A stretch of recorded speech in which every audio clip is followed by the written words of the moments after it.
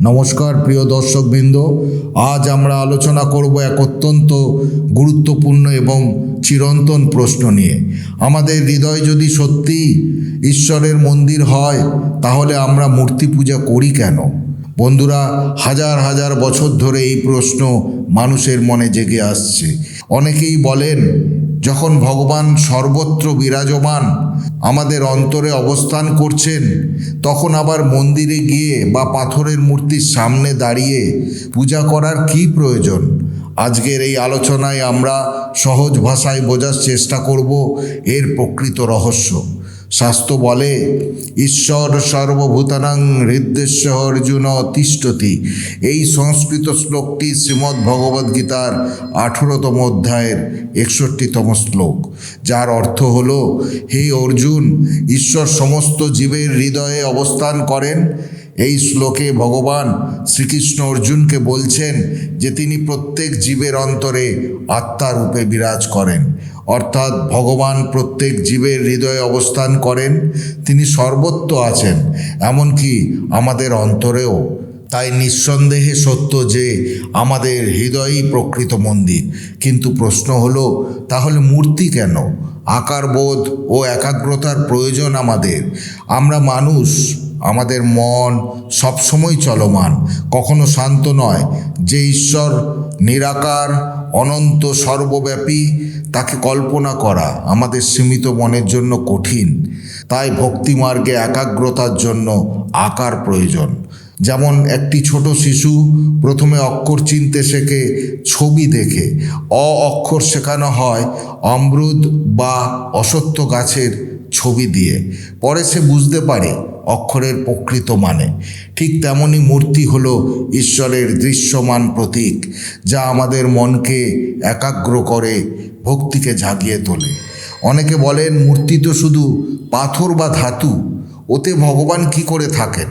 শাস্ত্র ব্যাখ্যা দেয়, যখন স্বাস্থ্যবিধি অনুযায়ী প্রাণ প্রতিষ্ঠা করা হয়, তখন ভগবান সেই প্রতিমায় তার ঐশ্বরিক শক্তি প্রকাশ করেন। যেমন একটি সাধারণ কাগজের টুকরোয় যখন সরকারি সিলমোহর পায়, তখন তা কেবল কাগজ থাকে না, তা হয়ে ওঠে আইনগত নথি। ঠিক তেমনই প্রতিষ্ঠিত মূর্তি তখন আর কেবল পাথর থাকে না, ভক্তির শক্তিতে তা হয়ে ওঠে ভগবানের জীবন্ত উপস্থিতি। ভগবান কেবল আমাদের ভক্তি গ্রহণ করেন। গীতায় শ্রীকৃষ্ণ নিজেই বলেছেন, যে যেমনভাবে আমার কাছে আসে, আমি তেমনভাবে তার কাছে যাই। অর্থাৎ ভক্ত যদি মূর্তির মাধ্যমে ভগবানকে স্মরণ করে, ঈশ্বর তাতেও সন্তুষ্ট হন। ভক্ত যদি নিরাকার ধ্যান করেন, ঈশ্বর তাতেও সন্তুষ্ট হন। কিন্তু সহজ পথ হলো মূর্তির মাধ্যমে ভগবানের কাছে পৌঁছানো, কারণ তা চোখে দেখা যায়, হৃদয়ে অনুভব করা সহজ হয়। অভ্যন্তরীণ ও বাহ্যিক সাধনার সমন্বয় প্রয়োজন। হৃদয় যদি সত্যিই মন্দির হয়, তাহলে মূর্তি হলো সেই মন্দিরের আয়না। যখন আমরা মূর্তির সামনে দাঁড়াই, তখন মনে পড়ে, এই ভগবান শুধু এখানে নন, তিনি আমার হৃদয়েও বসে আছেন। এইভাবে বাহ্যিক পূজা আমাদের অন্তরের ভক্তিকে জাগ্রত করে। তাহলে প্রিয় দর্শকবৃন্দ, উত্তর স্পষ্ট, ভগবান সত্যিই আমাদের হৃদয়ে অবস্থান করেন। কিন্তু আমরা যে সাধারণ মানুষ, আমাদের অন্তরে সেই উপস্থিতি অনুভব করা সহজ নয়। তাই মূর্তি আমাদের জন্য সহায়ক, যেন এক সেতু, যা অদৃশ্য ভগবানকে দৃশ্যমান রূপে অনুভব করার সুযোগ দেয়।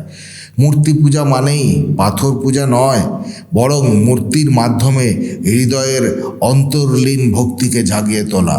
এই হলো মূর্তি পূজার প্রকৃত অর্থ। আর একটি গভীর আধ্যাত্মিক প্রশ্ন, আমাদের হৃদয় যদি সত্যিই ঈশ্বরের মন্দির হয়, তাহলে আমরা আবার বাইরে মন্দিরে গিয়ে পুজো কেন দিই? অনেকেই বলেন, ভগবান সর্বত্র আছেন, আমাদের হৃদয়েও তিনি বিরাজমান। যদি তাই হয়, তাহলে মন্দিরে যাওয়ার প্রয়োজন কি? চলুন সহজ ভাষায় বোঝার চেষ্টা করি। ভগবদ্গীতা বলে, ঈশ্বর সর্বভূতানাং হৃদ্দেশ্যে তিষ্ঠতি, অর্থাৎ ভগবান প্রত্যেক জীবের হৃদয়ে অবস্থান করেন। তাহলে নিঃসন্দেহে আমাদের হৃদয়ই প্রকৃত মন্দির। কিন্তু মনে রাখতে হবে, হৃদয় মন্দির আর বাইরের মন্দির হলো সেই সত্যের স্মারক। আমরা সাধারণ মানুষ সংসারের কাজে ডুবে থাকি। বাড়ির ভেতরে সবসময় কোলাহল, দায়িত্ব, কাজের চাপ, এসবের মাঝে মনকে ঈশ্বরে স্থির রাখা কঠিন হয়ে যায়। তাই মন্দির আমাদের জন্য একটি বিশেষ স্থান, যেখানে পবিত্র পরিবেশ, মন্ত্রোচ্চারণ, ঘণ্টা, ধূপ, প্রদীপ সব মিলিয়ে মন স্বয়ংক্রিয়ভাবে ভগবানের দিকে একাগ্র হয়। যেমন ছাত্ররা লাইব্রেরিতে গিয়ে পড়াশোনায় বেশি মনোযোগ পায়, তেমনি ভক্ত মন্দিরে গিয়ে বেশি একাগ্রভাবে ভগবানকে অনুভব করতে পারেন। মন্দির হলো শক্তিক্ষেত্র। শাস্ত্র বলে, যেখানে ভক্তরা একত্রিত হয়ে নিয়মিত পূজা অর্চনা করেন, সেই স্থান আধ্যাত্মিক শক্তিতে ভরে ওঠে। বছরের পর বছর ধরে মন্ত্র, প্রার্থনা, আরতির কম্পন মন্দিরের দেওয়ালে, মাটিতে, বাতাসে জমা হয়। ফলে মন্দিরে প্রবেশ করলেই ভক্ত এক বিশেষ শক্তি অনুভব করেন। যেমন একটি চুম্বক লোহার টুকরোকে টেনে নেয়, তেমনি মন্দিরের আধ্যাত্মিক শক্তি আমাদের অন্তরের ভক্তিকে জাগিয়ে তোলে। সমষ্টিগত সাধনারও প্রয়োজন। মনে রাখবেন, ভক্তি শুধু ব্যক্তিগত সাধনা নয়, এটি সমষ্টিগত। মন্দির হলো এমন এক স্থান যেখানে অসংখ্য ভক্ত একত্রিত হয়ে ভগবানকে ডাকে। এই সম্মিলিত ডাকের শক্তি আলাদা। যেমন একটি প্রদীপের আলো সীমিত, কিন্তু হাজারো প্রদীপ জ্বলে উঠলে সমগ্র স্থান আলোকিত হয়। ঠিক তেমনি মন্দিরে গিয়ে সবাই মিলে প্রার্থনা করলে ভক্তির শক্তি বহুগুণ বেড়ে যায়। সত্যি ঈশ্বর আমাদের হৃদয়ে আছেন, কিন্তু আমরা সবসময় তাকে অনুভব করতে পারি না। তাই বাহ্যিক সাধনা অর্থাৎ মন্দিরে পূজা অর্চনা, ঘণ্টা বাজানো, প্রদীপ জ্বালানো, এসব আমাদের অন্তরের ঈশ্বর স্মরণকে শক্তিশালী করে।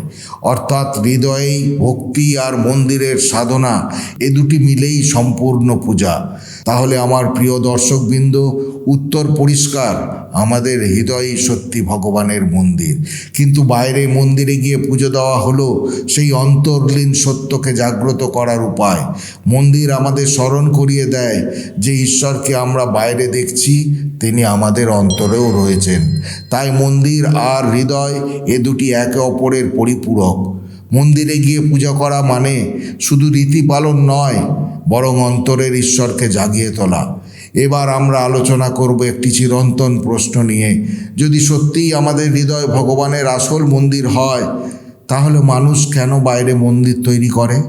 বন্ধুরা, এই প্রশ্ন বহুদিন ধরে মানুষের মনে আসে। অনেকে বলেন, যদি ভগবান সর্বত্র থাকেন, বিশেষ করে আমাদের হৃদয়ে থাকেন, তাহলে পাথরের বা ইটের মন্দির গড়ার প্রয়োজন কি? চলুন এই রহস্য আমরা ধাপে ধাপে বোঝার চেষ্টা করি। হৃদয়ের মন্দিরই আসল মন্দির। শাস্ত্রে স্পষ্ট বলা হয়েছে, ঈশ্বর সর্বভূতানাং হৃদ্দেশে তিষ্ঠতি, অর্থাৎ ভগবান প্রত্যেক জীবের হৃদয়ে বসবাস করেন। তাহলে নিঃসন্দেহে সত্য, আমাদের হৃদয়েই ভগবানের সবচেয়ে পবিত্র মন্দির। কিন্তু আমরা মানুষ, আমাদের মন চঞ্চল। হৃদয়ে ঈশ্বরকে সবসময় অনুভব করা আমাদের পক্ষে সহজ নয়। মন্দির হলো স্মরণের কেন্দ্র। মন্দির আসলে তৈরি করা হয় আমাদের স্মরণ করিয়ে দেওয়ার জন্য। যখন আমরা রাস্তায় একটি মন্দির দেখি, তার ঘণ্টার ধ্বনি শুনি বা ধূপের গন্ধ পাই, তখন মনে পড়ে যায় ঈশ্বর আছেন, তিনি আমাদের অন্তরেও বিরাজ করছেন। যেমন কোনো দেশের পতাকা কেবল কাপড় নয়, তা জাতির প্রতীক, তেমনি মন্দিরও কেবল ইট পাথর নয়, তা হলো ভক্তির প্রতীক। একটি মন্দিরে প্রতিদিন পূজা, আরতি, মন্ত্রোচ্চারণ, ভজন হয়। শত শত ভক্ত সেখানে এসে প্রার্থনা করেন। এর ফলে সেই স্থান আধ্যাত্মিক শক্তিতে ভরে ওঠে। মন্দিরে প্রবেশ করলেই ভক্তরা যে শান্তি ও আনন্দ অনুভব করেন, তা আসলে সেই সম্মিলিত ভক্তির শক্তি। হৃদয়ের ব্যক্তিগত সাধনার স্থান, কিন্তু মন্দির হলো সমষ্টিগত সাধনার স্থান। সেখানে অসংখ্য ভক্ত একসাথে ভগবানের নাম জপ করেন। যেমন একটি প্রদীপের আলো সীমিত, কিন্তু হাজারো প্রদীপ একসাথে জ্বললে পুরো স্থান আলোকিত হয়। তেমনি মন্দিরে সমবেত ভক্তির আলো সমগ্র পরিবেশকে আলোকিত করে। আমরা যখন মন্দির বানাই, তখন আসলে নিজেদের সাহায্যের জন্যই করি। মন্দিরের গর্ভগৃহ, ঘণ্টার ধ্বনি, মন্ত্রোচ্চারণ, প্রদীপ, all this create a divine atmosphere. যেমন ভগবানের প্রতি সহজেই একাগ্র হয়, অন্যদিকে সংসারের কোলাহলে আমরা প্রায় ভুলে যাই হৃদয়ের মন্দিরকে। তাই বাইরের মন্দির আমাদের মনে করিয়ে দেয় যে ঈশ্বরকে আমরা যেখানে খুঁজছি তিনি আসলে আমাদের অন্তরেই আছেন। তাই প্রিয় দর্শকবৃন্দ, উত্তর স্পষ্ট, ভগবান সত্যিই আমাদের হৃদয়ের মধ্যে বাস করেন, কিন্তু আমরা ভুলে যাই, ব্যস্ত হই, একাগ্র হতে পারি না। তাই আমরা মন্দির বানাই যাতে সেই ভক্তি, সেই স্মরণ, সেই আধ্যাত্মিক শক্তি সর্বদা জীবন্ত থাকে। অর্থাৎ হৃদয় হলো ভগবানের আসল মন্দির, আর বাইরের মন্দির হলো সেই হৃদয়ের দর্পণ। মন্দিরে গিয়ে আমরা অন্তরের ভগবানকেই অনুভব করি। আশা করি আজকের আলোচনা আমাদের নতুন দৃষ্টিভঙ্গি দিয়েছে। বন্ধুরা, পুরাণ নাও ইউটিউব চ্যানেলের এই ভিডিওটি আপনাকে সমৃদ্ধ করলে সম্পূর্ণ শ্রদ্ধার সাথে কমেন্টে জয় শ্রীকৃষ্ণ লিখতে ভুলবেন না। আজ ভিডিও এখানেই শেষ করলাম। সকলে ভালো থাকুন, সুস্থ থাকুন।